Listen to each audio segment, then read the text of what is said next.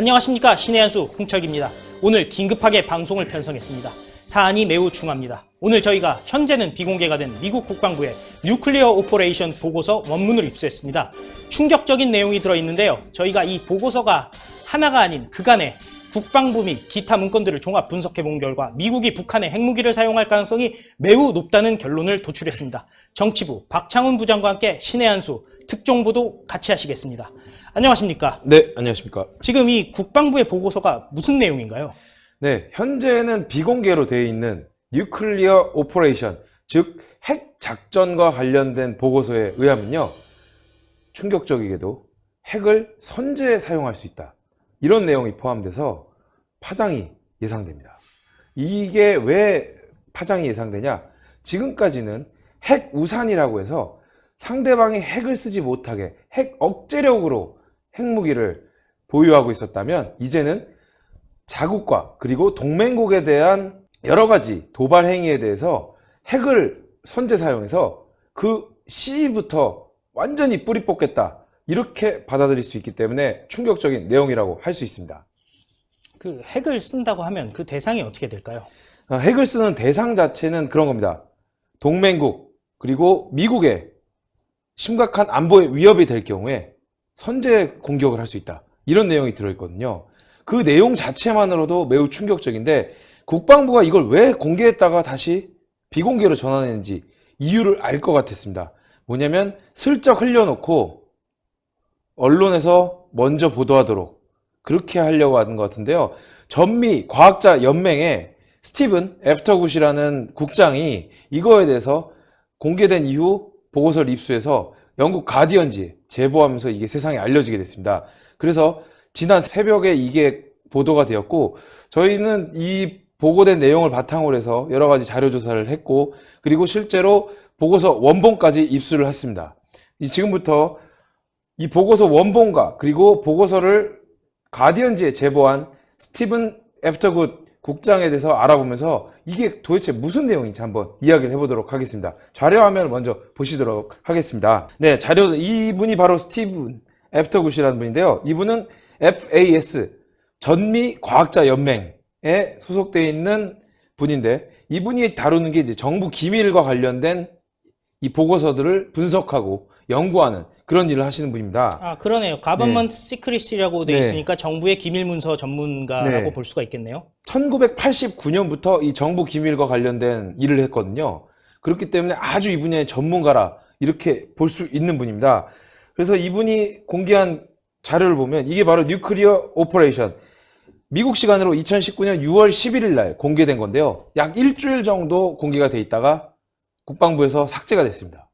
그 사이에 이 스티븐 애프터굿 교수가 입수해서 이 보고서 내용에 대해서 검토를 한 다음에 가디언지에 제보를 하게 된 거죠. 그렇지만 우리가 또 어쨌든 이 원본을 직접 입수한 거 아니겠습니까? 네, 원본 내용을 이제 잠깐 보여드리면은 핵무기 사용에 대한 계획과 그리고 어떠한 타겟에 해당되는지 이런 내용들이 들어있는 부분인데, 일부 부분을 제가 이제 여러분들께 보여드리는 거고요. 이 이제 내용을 이제 한번 읽어보면요, 핵무기 사용이 결정적 결과와 전략적 안정의 회복을 위한 조건들을 만들어낼 수 있다, 이렇게 얘기했다. 이게 뭐냐면요, 핵을 선제 사용했을 경우에 다른 것보다 더 편한 방법으로 미국이 원하는 전략적인 결과와 그리고 특정 지역에서의 안정을 만들어낼 수 있다. 그게 뭐냐면 핵을 한번 쏴서 더 이상 도발을 하거나 더 이상 미국과 동맹국의 이익에 반하는 행동을 할 경우엔 핵을 먼저 쏘겠다, 이런 얘기거든요. 핵을 먼저 쐈기 때문에 뭐 핵 보복밖에 없는 거죠. 반대쪽에서 이미 많은 피해를 얻고 난 이후에 그렇죠. 핵을 쓰는 것이 아니라 선제적으로 핵을 사용해서 그렇죠. 원하는 전략적 목표를 얻겠다. 네. 이런 얘기죠. 네. 예를 들어서 북한 같은 경우는 사실 산지가 많고 네. 뭐 게릴라전 같은 게 오래될 수 있지 않겠습니까? 네, 사실 그렇습니다.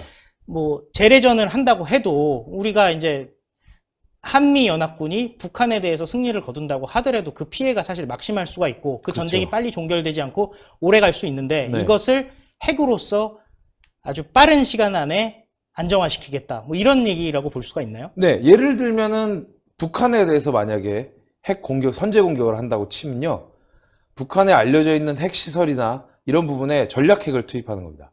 전략핵을 투발을 하고, 그리고 평양에는 뭐 미니트먼 미사일이나 이런 거 대륙간 탄도 미사일로 아예 평양을 지도에서 지워버리는 거죠. 그렇게 되면 전쟁 지휘부가 없어진 북한은 오합지졸이 되는 거 아닙니까? 전방 지역에 있는 장사포 이런 데가 핵 떨어져서 자기들한테 명령을 내릴 수 있는 사람들이 아무도 없기 때문에 섣불리 쏠 수가 없는 거예요. 그렇게 되면 자기네는 무조건 핵을 맞을 수 있다. 이렇기 때문에 평양이 불바다가 돼버리면 끝나는 겁니다.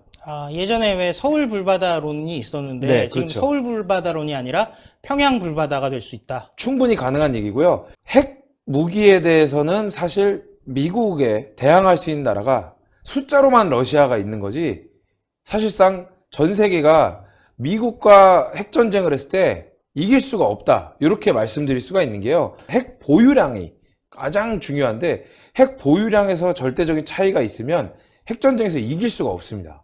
왜냐하면 여러분들이 뭐 오해를 하시지만 핵미사일을 쐈을 때 무슨 뭐 핵미사일 한 방에 뭐 서울 전체가 뭐 전멸한다. 이런 거는 불가능하다고 볼 수 있습니다. 그거는 뭐 100%는 아니겠지만 사실상 핵무기, 핵탄두 하나로는 서울 전체를 불바다로 만들 수는 없거든요. 서울을 만약에 초토화를 시키려면 핵을 여러 발 쏴야 됩니다. 그렇기 때문에 핵무기의 절대적인 숫자가 부족할 경우에는 미국과의 핵전쟁에서 절대로 이길 수가 없고 본인들만 완전히 아수라장이 될 수 있기 때문에, 그렇기 때문에 미국이 먼저 선제 핵 공격을 했을 때 과연 대응할 수 있는 나라가 전 세계에 어디 있을까? 이런 분석으로도 가능하게 되는 겁니다. 추가적인 내용을 더 말씀을 드리면요. 특히 핵무기의 사용은 전쟁의 범위를 근본적으로 바꾸고 사령관들이 갈등 속에서 어떻게 하면 압도할지에 대한 조건들을 만들어낼 수 있다. 그러니까 여기서 계속 use of nuclear weapon 혹은 using nuclear weapon 이런 표현을 쓴다는 건 핵을 과감하게 사용할 수 있다라는 의도로 받아들일 수 있는 거고요. 거기다가 이 전쟁의 범위를 근본적으로 바꾼다. 재래식 전력으로 보병들이 실제로 공격을 하러 들어가고 이럴 필요가 없어졌다는 거예요. 예를 들면 2003년에 6.25 사태 때 나토군이 폭격만으로 코소보 사태를 정리하지 않았습니까? 보병이 한 명도 들어가지 않고 폭격만으로 해결을 했는데, 이 폭격도 사실 전투기 조종사들의 생명을 담보로 해야 되는 부분이고 차라리 비용적인 부분에서도 핵 한 발이 더 쌀 수 있는 거예요. 미국 같은 경우는 병사들의 그 목숨이 굉장히 중요하지 그렇죠. 않겠습니까? 그리고 미국 같은 경우는 예를 들어서 포로가 됐다거나 네. 전사를 했다거나 했을 때 꼭 집으로 돌려보내는 그런 그렇죠. 정책이 있지 않겠습니까? 그런 면에서는 진짜 핵이 훨씬 더 효율적이고 안전한 방안이라고 생각할 수가 있겠네요. 네, 그렇습니다. 이것이 지금까지의, 제가 말씀드렸지만 지금까지의 그 핵 관련된 정책에서 이 정책이 바로 억제 정책입니다. 핵 우산으로 대표되는 억제 정책에서 전투 정책, war fighting doctrine이라고 해서요. 먼저 핵을 쓰겠다. 이런 표현이 계속 나오고 있는 겁니다. 그게 충격적인데 그 자료가 있나요? 네, 이걸 한번 이제 자료화면으로 보시면서 억제 정책이 아니라 전투 정책으로 마련된 계획이, 제가 생각할 때는 뭐 합참에서 이런 뭔가 만든 이유가 이제는 정 안 되면 먼저 쏘겠다. 그게 바로 이제 트럼프 대통령의 그런 외교 정책과도 좀 맞물려 있는 부분들이 있지 않습니까? 네. 우리가 절대로 아쉬운 소리 안 한다, 뭐 이런 식의 반응도 많았고, 그리고 먼저 선제 공격하는 거에 대해서 부담이 없다, 뭐 이런 식의 이야기도 계속 하지 않았습니까? 그렇기 때문에 이러한 얘기는 뭐냐? 미국이 지금 이렇게 대한민국이 북한 편을 더 들고 중국 편을 더 드는 이런 상황에서 대한민국도 못 믿겠다, 이렇게 볼 수도 있는 거예요. 그렇기 때문에 한국 제끼고 그냥 쏘겠다, 이렇게 볼 수도 있는 겁니다. 그러면은 단순히 사실 지금 핵실험을 지금 북한이 안 하고 있지 않습니까? 네. 그다음에 ICBM도 지금 쏘지 않고 있는 상황인데, 네. 그렇다면은 사실 미국이 북한을 선제 핵공격을 할 명분이 없는 거 아닙니까? 명분이 없는 건 아닙니다. 왜냐면요, 지금 이게 핵작전에 대한 독트린을 발표한 것이 2005년에 마지막으로 했는데요. 2005년에 마지막으로 발표했을 때도 선제 핵 공격이라는 개념이 있긴 있었습니다. 필요한 경우에는 선제 핵 공격을 해야 될 수도 있다, 이런 얘기를 하기도 했었고요. 그리고 이게 핵무기를 대항하기 위한 방법으로 핵무기를 쓰자는 것도 아니었습니다. 그 당시에 보면은 중동 지역에 생화학 무기에 대한 우려가 많았고요. 백린탄이라든지 이런 비인륜적인 무기에 대한 우려가 많았고, 북한 같은 경우에는 수백 톤, 수천 톤의 생화학 무기가 있다고 지금 알려져 있지 않습니까? 그런 것들에 대한 위협을 제거하는 것도 한 가지 이유일 수 있거든요.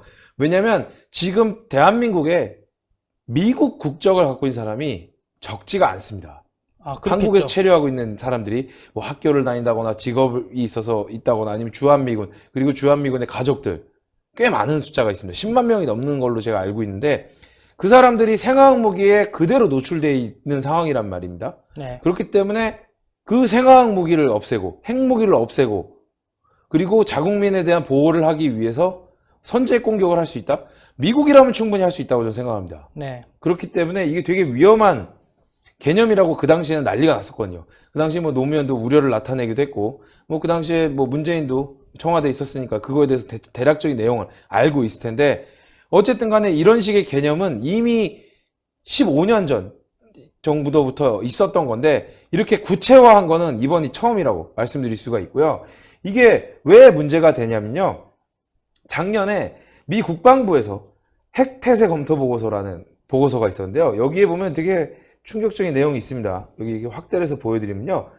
Significant Non-Nuclear Strategy Attacks 이라는 표현이 있는데요. 이거는 핵 공격이 아닌 공격에도 대응을 하기 위해서 핵을 쓸 수 있다라는 이야기인데, 네. 거기 보면 대규모 사이버 공격에 대한 핵 공격도 할 수 있다. 예를 들면 FBI나 CIA의 서버를 누군가가 특정 국가의 해커들이 공격을 할 경우에 그에 대한 보복으로 핵을 쓸 수 있다는 겁니다. 아, 이런 보고서가 있기 때문에 되게 위험한 상황이라고 볼 수 있는 거고, 이거는 뭐 제가 뭐 거짓말로 말씀드린 게 아니라 실제로 뉴욕타임즈에 작년 1월 달에 나왔던 기사고요. 그리고 이 보고서는 이미 세상에 많이 알려진 보고서이기 때문에 이러한 것들을 종합해 봤을 때는 북한을 핵으로 선제 공격할 수 있는 가능성이 점점점 높아지고 있다.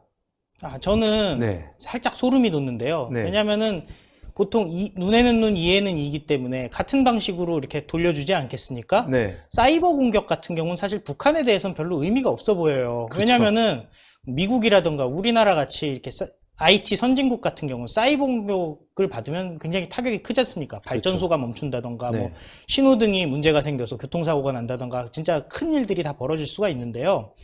반면에 북한은 IT가 뭐 제대로 인프라가 돼 있지 않기 때문에 사이버 공격 해봤자 뭐 별로 상관이 없잖아요. 이럴 네. 경우에 북한에게 피해를 주기 위해서는 진짜 핵무기 말고는 답이 없어 보이네요. 네, 그렇기 때문에 지금 이게 문제가 될 수 있는 거다.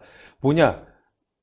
앞에 말씀드리지 않았습니까? 핵무기 혹은 생화학 무기에 대해서는 선제 공격할 수 있다는 게 이미 2005년에 그 계획이 있었고요. 그런 개념 자체가 제시가 됐기 때문에 그거에 대해서는 전 놀랍지 않다라고 생각을 하는데, 이 보고서에 의하면 더 중요한 사실이 밝혀진 거죠. 사이버 공격도 핵무기로 보복할 수 있다. 그리고 심지어 FBI 지명수배된 북한 해커가 있습니다. 화면을 통해서 보시면 아시겠는데 박진혁이라는 녀석입니다. 이게 지금 지명수배가 돼 있는, 현재 지명수배가 네. 돼 있는 건가요? FBI에서 지명수배가 돼 있는데, 여러분들도 혹시 지나가다 이렇게 생긴 애가 있으면 FBI에 신고하시면 여러분들이 대한민국을 지키는데 일조하시는 거라고 말씀드릴 수 있고요. 얘가 뭐냐면 뭐 컴퓨터에 있는 해킹, 그리고 이제 해킹 프로그램들을 여기저기 심어놓고 뭐 이런 걸로 현재 FBI의 지명수배를 받고 있는 중입니다. 그렇기 때문에 이걸 혼자 했겠습니까, 얘가? 그렇죠. 대표적인 해커다라는 거지 뭐 네. 혼자 하진 않았겠죠. 얘 위에 누가 있겠습니까? 정은이가 있을 거 아닙니까? 그렇죠. 그 정은이가 있으니까 이런 걸 지시한 것 때문에 핵을 쏠 수 있다는 겁니다. 네. 미국은 그걸 빌미로 핵을 쏠 수 있다. 또 오늘 기사를 보니까 네. 청와대를 해킹할 수도 있다 뭐 이런 기사도 네. 나왔는데요. 이게 이제 그 진혁이가 청와대를 해킹하려는 시도를 했었다고 이 조선비즈에서 오늘 단독 보도를 했는데요. 오늘 오후에 이게 이제 2013년부터 계속 사이버 공격이 심했지 않습니까? 뭐 디도스 공격이라든지 여러 가지가 있어서 우리나라가 뭐 뉴스에서 많이 나오고 북한에 의한 해킹 이런 게 우려가 된다 그래서 좀 박근혜 정부 초기에 지금 시끄럽지 않았습니까? 거기에 주범이라 이렇게 지금 보여진다라는 보도들도 있고요. 그리고 가장 중요한 건 다크웹에 접속한 사람들이 북한에서만 약 20명 정도가 있었다고 합니다.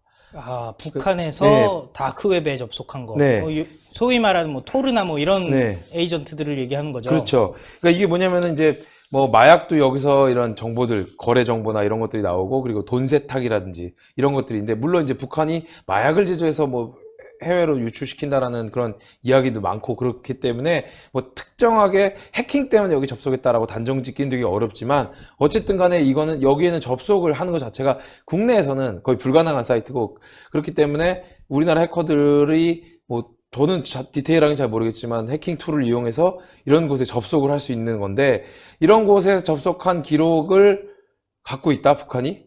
그렇다면은 이런 걸 근거로 들어서 미국이 선제 공격을 할 수 있지 않나, 이런 생각이 들고요. 그리고 가장 중요한 게 뭐냐면 북한의 해킹 능력이 매우 높습니다. 그러니까 단순히 지금 말씀하시는 걸로 네. 보면요, 무슨 좀도둑질에 대해서 핵 공격을 하지는 않을 거고, 그렇죠. 그렇지만 청와대라고 하면 미국 동맹국의 아주 핵심 시설이라고 볼 수 있지 않겠습니까? 네. 만약에 청와대가 대규모로 해킹이 되었을 경우에 굉장한 기밀 문서 같은 것도 다 있을 거 아니에요. 그리고 미국과 공유하는 그런 기밀 정보도 있고, 네. 그렇지 않겠습니까? 이런 게 해킹되었을 경우에 미국의 대응이 어떻게 될까요? 그럴 경우에는 이제 국가 기밀을 보호하고, 그리고 국가 기밀을 탈취하려고 시도했기 때문에 핵 공격을 하겠다라고 선제 핵 공격에 대한 선언을 하지 않고 먼저 그냥 쏠 수도 있습니다.